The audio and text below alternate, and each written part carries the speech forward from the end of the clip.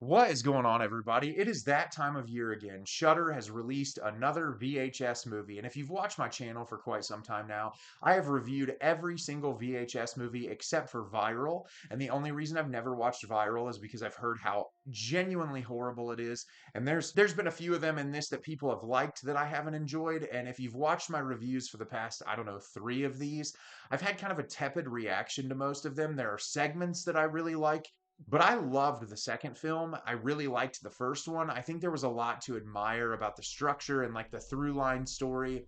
And I feel like the further we get into this series, the less attention to detail there is in the through line, and the segments don't necessarily feel as strong as they used to. And then like theming them specifically around certain time periods, while it's cool in theory, it doesn't always work. And so this one was very simply labeled Halloween, which I liked that it was a little vaguer because it gives the ability to these artists to kind of do whatever they want surrounding Halloween.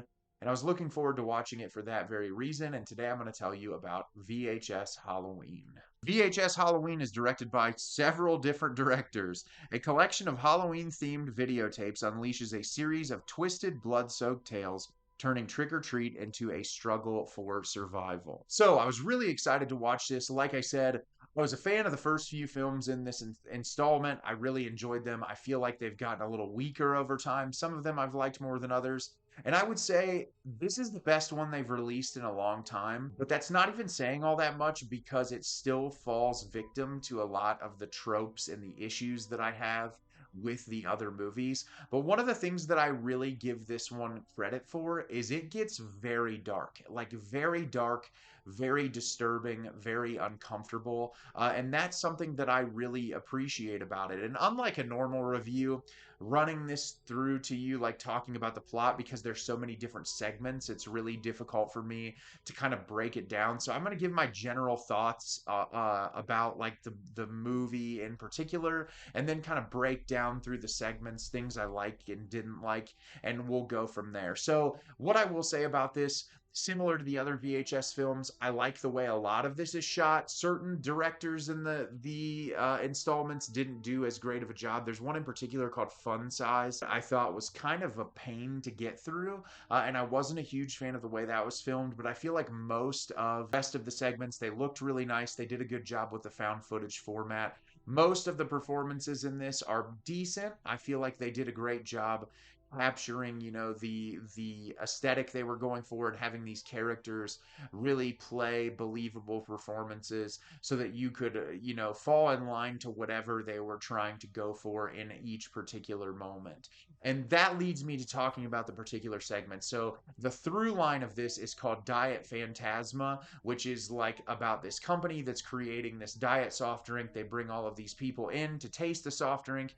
Every single person that tries it, something horribly violent happens to them. I felt like this was one of the weakest parts of the entire movie. It felt like just an excuse to be able to showcase gore effects, which is someone who loves practical effects, I can appreciate, but I want some kind of substance. And I felt like it was just kind of lame, honestly. Like some of the stuff, it felt like it was going for humor, which I like a dark edge every now and again, but like it didn't really work. You weren't with these characters that were like running the experiment long enough. They sort of introduce all of the people that are doing the experiment early on.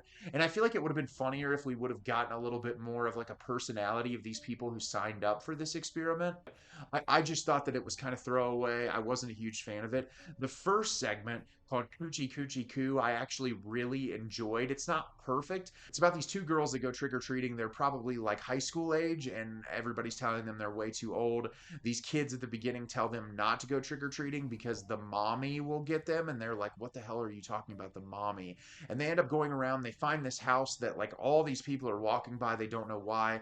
They go into the house, and this character of the mommy is in there. I really liked the establishment of the lore of this character. I felt like the two young actresses that played the girls in this did a really nice job. One of them played very like kind of dumb to the whole situation, just wanted to go in and like do whatever. The other one was relatively hesitant, and I think seeing their reactions once they got into the house was really great. This character of the mommy and the way that she was established, very creepy, unsettling, uncomfortable. It's a little tropey. There's some things that happen in it that you're used to, but I think there's enough eerie, ominous moments in this that you can appreciate.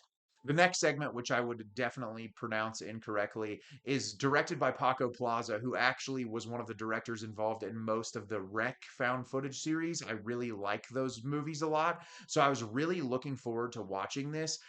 There's a really cool scene at the very end of it, but I felt like it was really weak in the setup, and I didn't really care all that much by the time the end was happening.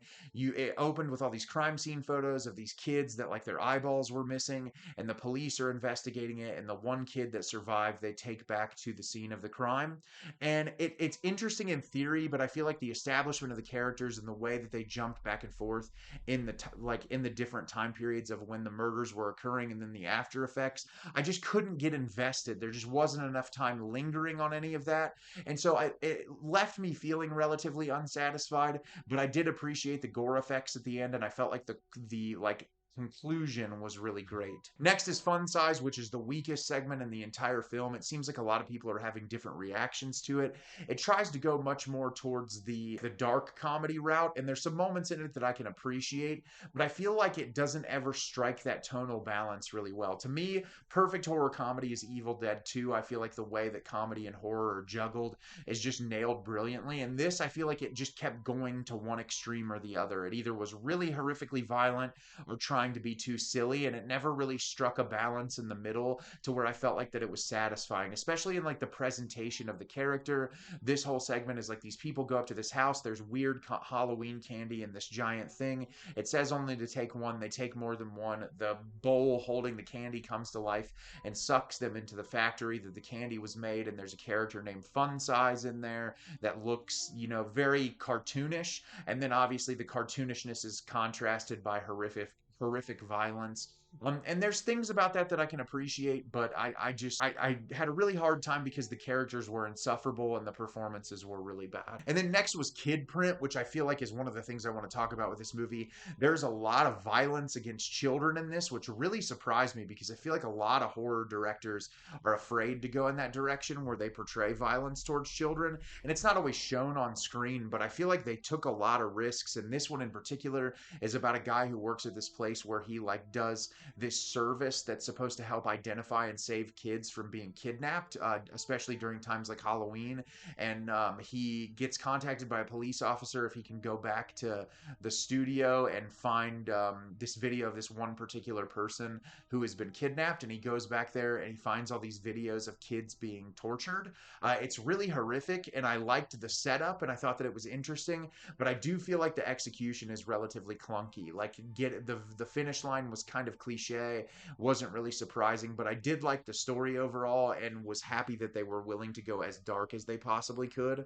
And then the finale of the film is one called Home Haunt, that's about a guy and his son who's a little bit more grown up, that they run this haunted house together. They go and they pick up this vinyl record from this store that like touts itself to be incredibly scary and horrifying. And when they put it on the record player, all of these things come to life and start killing all the people inside the haunted house. I really liked this one. It had some charm to it. It was very gory and violent, like a lot of the other ones in this film. I do feel like the establishment of characters was still relatively weak, but I did like kind of the campiness behind the characters that were coming to life, and then contrasting that with the brutal violence. It struck a better balance in horror comedy to me, I feel like, than the Fun Size did. And it wasn't even necessarily completely going the horror comedy route, but I really liked it tonally. It still wasn't completely satisfying, but I enjoyed it for what it was. And so, as an experience as a whole, I can appreciate that they were going in a more extreme direction and trying to have these like hard hitting, violent images that you are, digesting as an audience member. But like, there's still a lot left to be desired. I feel like the setup in these, it's always too rapid. I feel like you could trim one of these off and just do like three of them and give more time for setup and payoff. Because when you're rushing these along, it just all feels like it's becoming the same thing. And I think if you like the VHS series, you're probably going to find something to appreciate in this. But if you have qualms with them like I do, you're going to find the same problems when you watch this one. So have you seen VHS Halloween? Did you love it? Did you hate it? Leave me a comment down below and let me know what you thought. Like I said, I enjoyed elements of this. I still think that it's a little rough around the edges, but if you enjoy this type of content, I think you'll find something to appreciate. As always, if you can like the video and subscribe to the channel, helps me out a lot and lets me know the type of content you're looking for. I'm always putting out new material and look forward to getting more out for you in the near future. And as always, everyone, thank you so much for watching and have a great rest of your day.